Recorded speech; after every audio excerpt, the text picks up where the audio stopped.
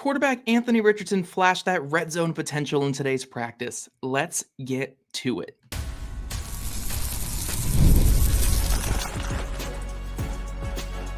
You are Locked On Colts, your daily Indianapolis Colts podcast. Part of the Locked On Podcast Network, your team every day. Thank you all for tuning in and making us your first listen of the day. This is your daily podcast covering your Indianapolis Colts, part of the Locked On Podcast Network, your team every day. Today's episode is brought to you by FanDuel. Make every moment more as the playoffs wind down. The sports stop sporting like we want them to.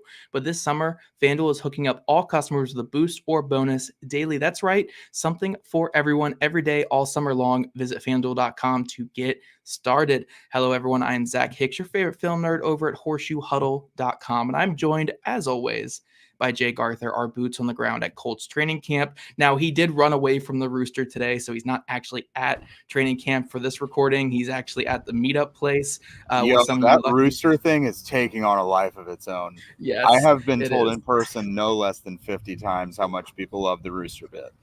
I'm totally going to get a shirt that says, like, have you seen this man? It's going to be like the Rooster on the shirt. I think it's coming. I'm going to make that my regular podcast shirt. But yes, Jake is away from the Rooster today. He is out recording at the place where the meetup is going to be. So for, if you guys have been following that, Jake has been scheduling this meetup for Colts fans, Locked On Colts fans, and Horseshoe Huddle fans. I'm not going to be there, but everyone else we work with at HorseshoeHuddle.com will be there. So if you guys want to meet up with Jake and them, make sure you're going. What's the place again, Jake, that you're at right now? We are at Urban Apples Cidery in Westfield. It's like right outside Grand Park. So that was kind of strategic. We wanted it to be very close for all the Colts fans to get to, whether you're out at camp or not.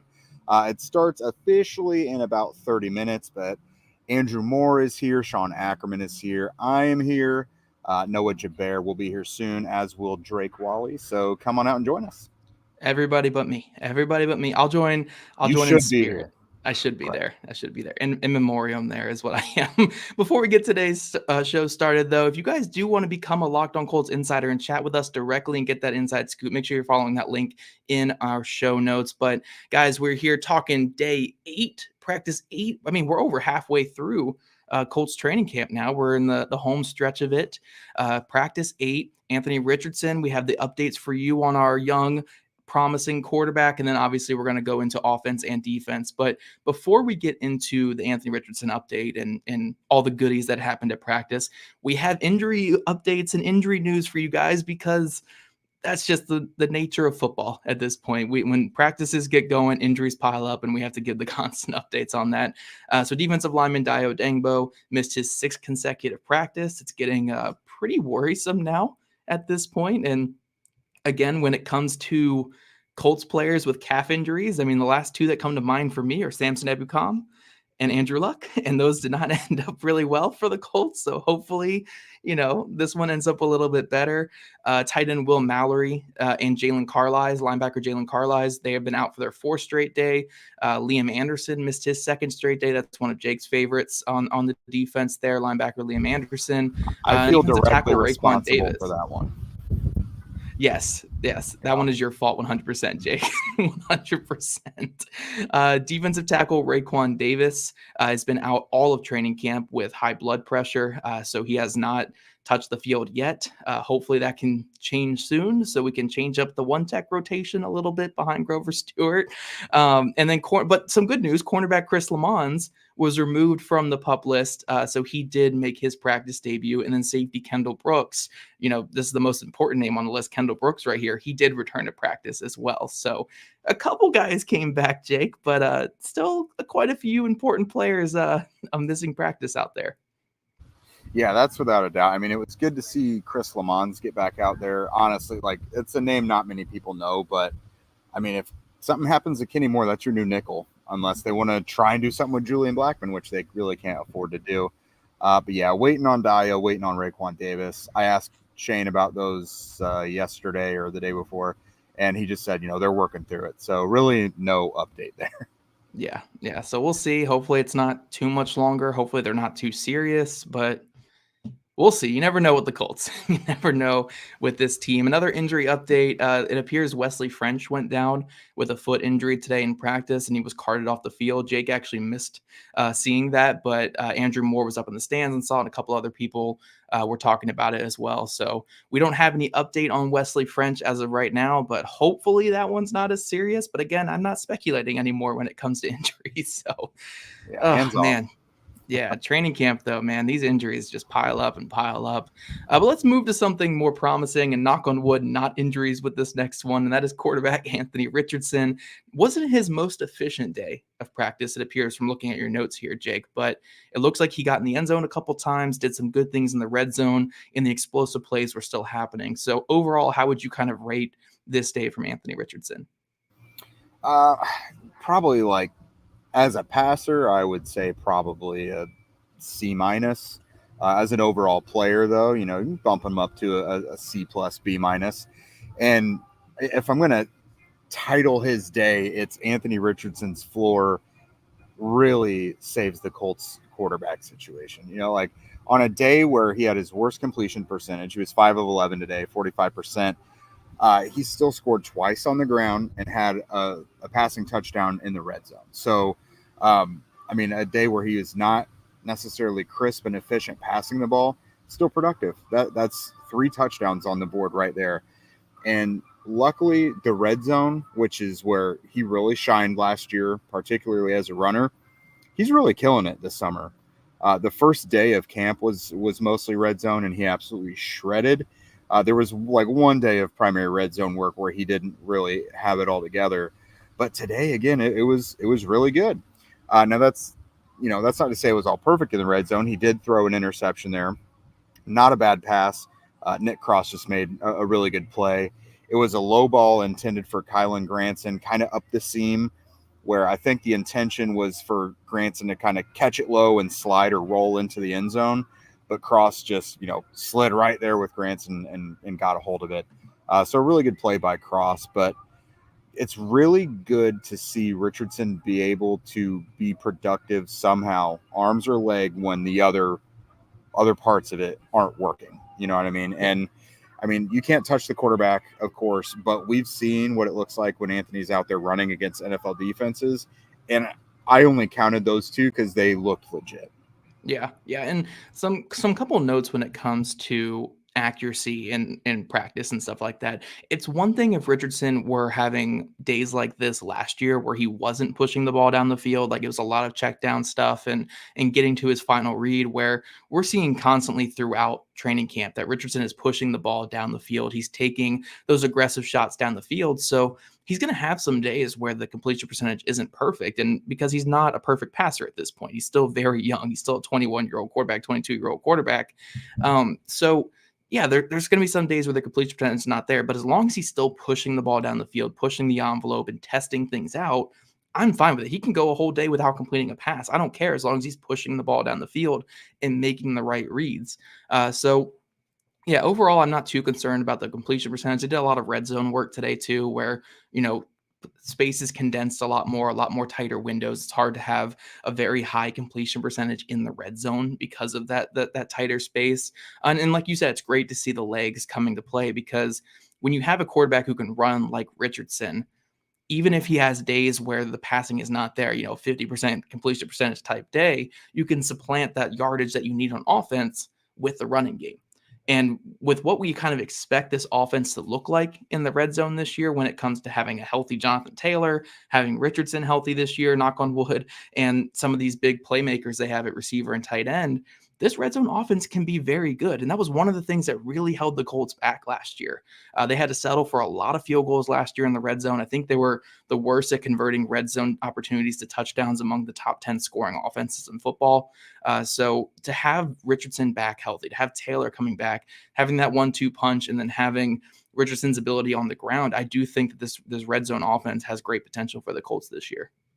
No, it really does. And one of the biggest parts of it is Jonathan Taylor being there too. We kind of have talked about that as well. Jonathan Taylor is a guy who historically throughout his career, if he gets the ball inside the 10, inside the 5-yard line, you feel like it's going to get in the end zone. And you have that with that running back, and you have that with that quarterback now as well. And this is a guy who has shown some ability to throw the ball efficiently in the low red zone as well. So I'm really bullish on their ability to put points on the board, putting 6 on there instead of having to settle for field goals, which would have been a huge difference for the Colts last year. The Gardner Minshew offense versus the Anthony Richardson one. Matt Gay got a lot more involved as the season went on, but early in the year, they were cashing a lot of those red zone opportunities into 6 points. Yeah, for sure. But coming up, guys, we're going to transition to the rest of the offense. Obviously, Richardson had a pretty good day when it came to scoring in the red zone, but what did the rest of the offense look like in these red zone opportunities? But first, this show is sponsored by BetterHelp. What are your self-care non-negotiables? Maybe you never skip leg day. Maybe you don't ever skip therapy day. When your schedule is packed with kids' activities, big work projects, and more, it's easy to let your priorities slip. For me personally, guys, my big thing is never skipping my hobbies, and I'm not saying you spend hours and hours a day on your hobbies, but in the long run of things where you're working 2, 3, 4 jobs, whatever it's going to be, you have to make time for those things that you can enjoy and decompress with. So my priorities sometimes are just, hey, make sure I spend some time with my hobbies each day just so I maintain my sanity. And the great thing about BetterHelp is it can help you maintain that sanity as well. Even when we know what makes us happy, it's hard to make time for it. But when you feel like you have no time for yourself, non-negotiables like therapy are more important than ever. This is probably because my biggest area for improvement is time managing. I know Jake can completely agree here, but time management and balancing everything, like I said, sometimes you got to make time just for your hobbies and the things that help you decompress, to just get out of that trend of just working. So if you're thinking of starting therapy, give BetterHelp a try. It's entirely online, designed to be convenient, flexible, and suited to your schedule. Just fill out a brief questionnaire and get matched with a licensed therapist and switch therapists at any time for no additional charge. Never skip therapy day with BetterHelp. Visit BetterHelp.com/lockedon to get 10% off your first month. That's BetterHelp, HELP.com/lockedon. And thank you guys for making Locked On Colts your first listen today. For your second listen, enjoy the Locked On Fantasy Football Podcast. Get daily insight into the best fantasy draft strategy so you can win your league this season. Part of the Locked On Podcast Network, your team every day. All right, everyone, we are back talking Colts offense at training camp. We got Jake on the move right here on YouTube. If you guys are watching the live stream, Jake is on the run. Don't mind me. My laptop is about to die. Did not realize that the outlet I plugged it into was not active, so we're going to the car. Okay. So Jake is on the move right now, guys. So if you guys are listening on audio, that's why you're hearing the huffing and puffing right now on the audio. But Jake, while you set up there, I'll just continue talking. So you can put yourself on mute and get set up in your car. That's great. But looking at Jake's notes from today's practice, though, so at least I have the spreadsheet right in front of me. Aside from Anthony Richardson doing his thing in the red zone, it looks like a really interesting day for the tight end group. Obviously, Jake talked about in the last segment how Kylan Granson had a couple opportunities in the red zone, and a couple, we've talked obviously about tight end this entire offseason where guys like Ogletree and Granson have been getting run with the first team. And other players have been getting some rotational snaps, like Mo Alley-Cox got some targets and some catches up there as well. Mo Alley-Cox actually caught a touchdown today on a nice little screenplay in the red zone. So that was obviously another showing that, hey, Mo Alley-Cox, Kylan Granson, those guys are still up there. But a notable play that happened in today's practice was tight end Jelani Woods had a big chance to make a pretty massive play down the field, but it unfortunately finished in a drop. Jake has in here as he had a drop on a beautifully thrown pass by Flacco between a couple of defenders down the field. It's just been that kind of training camp for Jelani Woods at this point. Now, I don't really know. Obviously, they want to get him ramped up and they want to get him up there to where he is potentially playing with the starters and supplanting a Kylan Granson or taking over for even a Drew Ogletree or any of these guys at the top. But when it comes to what we've seen in training camp so far, it hasn't been the most productive camp from Jelani Woods. He's still working with the second and third teams at times. It's only occasionally getting up there with the first team. And again, we're seeing a couple more plays from guys like Granson and Ogletree and Mo Alley-Cox. So, yeah, we want to see a little bit more from Woods. Obviously, he's still coming back from a pretty big injury. So there is some stuff we got to work on there, but not the greatest camp so far from him. So we just got to see a little bit more when it comes to Johnny Woods. It looks like Jake is still setting up there. So he has also in his notes here that backup quarterback Joe Flacco was a bit scattered throwing the ball around too. But he had a couple big plays. He had a touchdown to Drew Ogletree in low red zone, as well as a 20-yard crosser to Ashton Dulin down the field. That's obviously a big showing for both of those players there. Again, we mentioned how Ogletree is getting some rotational snaps in with the starters at times, and maybe even surpassing a player like Mo Cox on the depth chart. So seeing that he's getting in there and making some big plays is great for his potential. And then when it comes to Ashton Dulin, I was going to ask Jake about this, but we'll see when he jumps back in here on the show. But when it comes to Ashton Dulin, I think it's really interesting that we've kind of seen the top 5 guys have their great moments in camp. We've seen Michael Pittman Jr. being Michael Pittman Jr. We've seen Josh Downs having a fantastic camp. We've seen, Alec Pierce and at AD Mitchell having their good days, and Anthony Gould even making some really big plays down the field. But is Ashton Dulin 100% safe as wide receiver 6?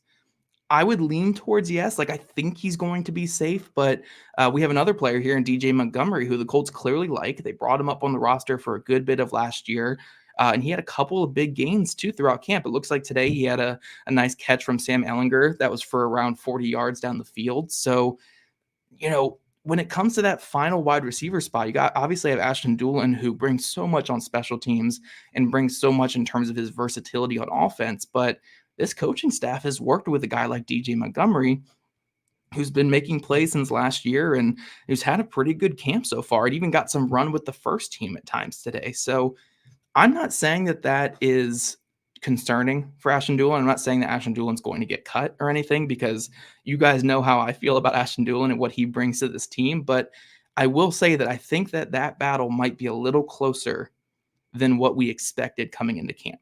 I think Dulin will eventually win that battle, but I do think that that Montgomery is pushing him a little bit, and I wouldn't be shocked if something crazy happens and Montgomery maybe gets a chance there with that wide receiver 6 spot. But it really comes down to special teams, obviously, at that point, and we know Ashton Dulin has the advantage there, but that'll be something really interesting to watch for the rest of camp.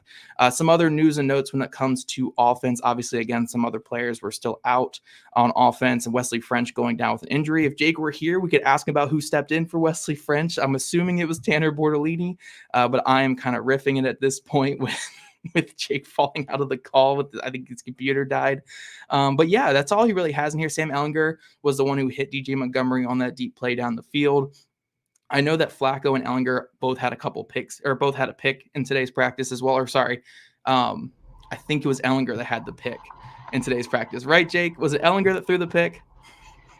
Woo, baby, what a time. No, it was actually Joe today. Okay. He just kind of had an arm punt into the front of the end zone, and Rodney Thomas was there to say, that's mine. Okay. Yeah, Rodney Thomas is great at coming down with those arm punts there. I kind of hit on everything that you have in your notes here for offense, Jake, and I hope my riffing was good enough here. But one thing I did kind of go on a little bit of a tangent on here was I think Ashton Dulin's going to be wide receiver 6. Mm-hmm. But DJ Montgomery's making it kind of interesting, isn't he? He is. He's a lot more involved than you would think. And they are doing a little – they're trying to get a little bit of everybody involved, but I'd be lying if I said Montgomery hasn't seen some first-team reps, because he has. Yeah. I mean, it's funny. I actually made a comment today. So I've told you they've been doing these developmental periods with a lot of the depth guys at the bottom of the depth chart. And a couple of us, in the media today, were watching one of those sessions, and DJ Montgomery makes a catch from Keaton Slovis. And I'm like, is it fair that Montgomery's out there with the bottom of the roster guys? Because it seems uneven. It's almost like playing JV with the kid who so clearly needs to be on varsity, but he's just too young or something, Yeah, no, he's an interesting player, because I think the Colts can get him to the practice squad, so there's no reason to cut a Dulin for him. But if you really like him, you want to make room for him. So I'm curious to see what happens with him. He seems like one of those guys where when you're looking at the true roster bubble, that's that bottom 5 to 10 players, he's in there. And while the numbers don't add up really well for him, I still think, there's a bit of a shot for him. So we'll have to keep an eye on him, obviously, in training camp. But don't worry, guys. We're going to transition to defense now, and Jake is back for this one. So no more speculation, pure breakdown from Jake coming up when it comes to the defense. But first, I love sports. I love them so much. I never want them to stop. But as the playoffs wind down, we get fewer and fewer games, and the sports aren't sporting like I want them to. But FanDuel lets me keep the action going whenever I want. All I have to do is open the app and dream up bets anytime I am in the mood. And this summer, FanDuel is hooking up all customers with a boost or a bonus daily. That's right. There's something for everyone every day, all summer long. So head over to FanDuel.com and start making the most out of your summer. FanDuel, official sports betting partner of Major League Baseball. All right, Locked On Colts listeners, you guys have got a little bit of everything in this show. You've got the Zach Ramble Fest. You've got Jake flying through his car and getting back to set up. But don't worry, we're going to close out today's show with a little bit of defense. Talk about some defensive players who made some things happen today. And Jake, it looks like defense had a pretty good day because these notes are thick in this final segment here. Yeah. So who stood out to you on defense and who really made their money's worth today? Yeah, so yesterday the offense didn't have a very great day either. It was pretty similar to today, but the defense didn't really capitalize on that. Like the notes weren't packed with defensive notes as a matter of fact, but today that was kind of the inverse. So today the pass defense in particularly did pretty well. So you have like EJ Speed, who's been making some big plays downfield in pass coverage. Richardson targeted Josh Downs about 35 yards downfield today. And now the ball needed to be more on a rope. It needed to have more zip to it. Richardson kind of hung it up there a bit, which allowed Speed to catch up. But that's like the second or third time recently where Speed has broken up a pass for a receiver. And for it to be against Josh Downs, I think that's pretty good. Kwity Paye had a would-be sack today. Cross had the interception. I mentioned, he made a really good play on that ball. Ronnie Thomas had the interception. So some of these guys are stepping up. Rookie Jalen Simpson had one, battled with DJ Montgomery, just kind of jockeyed for position and wound up breaking up the pass there. So the defensive backs were there to be competitive today for sure.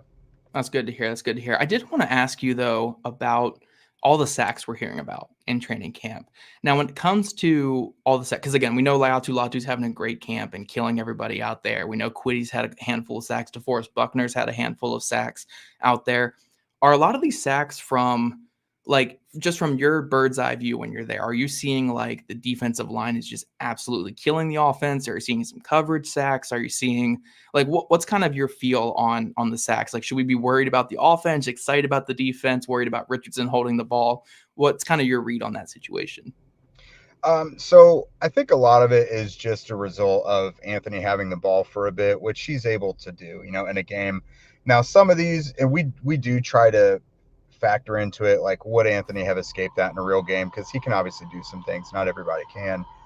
But, when it's Latu, it's usually a result of him coming from behind and bending the edge. He gives Ryman, a run for his money all the time. Buck seems to get there dang near every day, just kind of, whether it's the swim move or just pushing someone back into the pocket. A lot of it, I think, is based on how much Anthony moves in the pocket. Yeah. And he holds on to the ball for a bit in practice. Now, I think he gets rid of it a little quicker in a game. But during practice, he's always working on stuff and doesn't want to resort to running the ball. He hangs on to it for a while to try and find the open man, which I think results in a lot of these would-be sacks. But as we know, the Colts have a bunch of effort guys on the defensive line. And if you don't get rid of the ball, they are the ones that will be there to kind of clean up the slop. Yeah, that's true. That's very true. I was just curious about that because, look, I can paint this any positive way I want. I can just paint this as the defensive line is so amazing that's why they're getting all these sacks. But you obviously want the proper context with a lot of these when we're away from, our tweets and our article writing about how positive everything is. But it is good that you mentioned a couple of these guys standing out, especially some of the rookies like Jalen Simpson was out there. I did see you have a note here that Lamons returned to the field and he just immediately took over that backup slot role from Micah Abraham. Did Abraham kind of stick with the third team all practice, or was a little bit more of a rotation there? No, as far as I could tell, it was pretty rigid. Now they might be trying to catch Lamons back up. Last year, late in the year, Lamons was that backup nickel. He did play a little bit of time.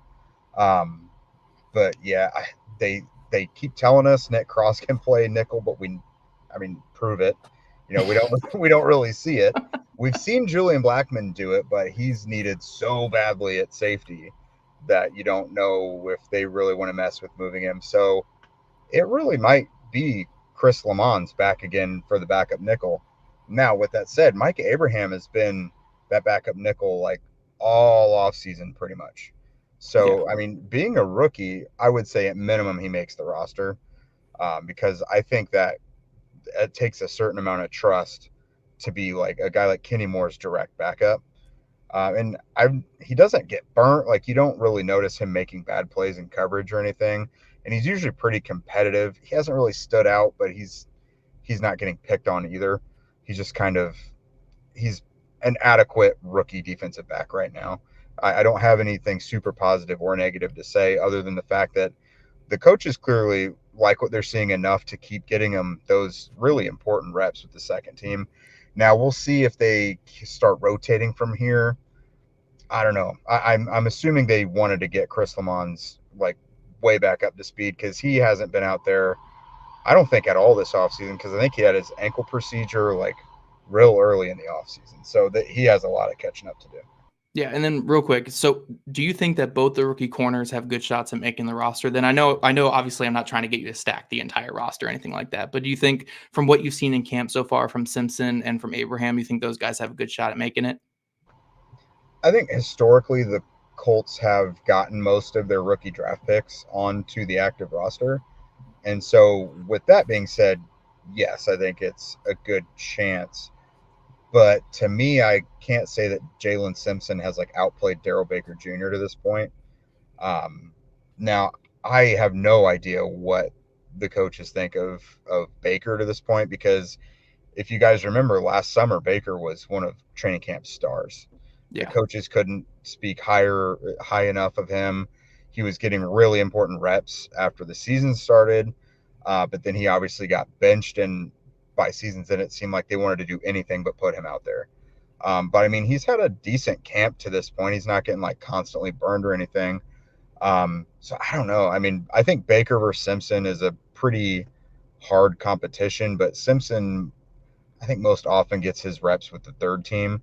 The second team corners are mainly Dallas Flowers and Darrell Baker Jr. But it would not surprise me if Simpson made it on. Like, I think he's shown enough to warrant wanting to keep him around to develop him if they don't feel like they can sneak him onto the practice squad.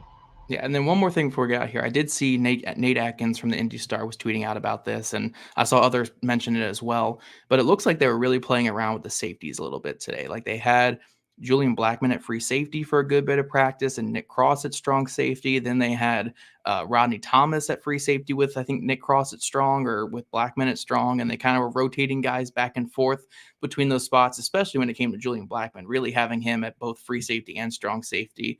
Did you see a lot of that out there today too? Just a lot of rotating at the safety spots? Yeah, and that's been the case in the last few practices.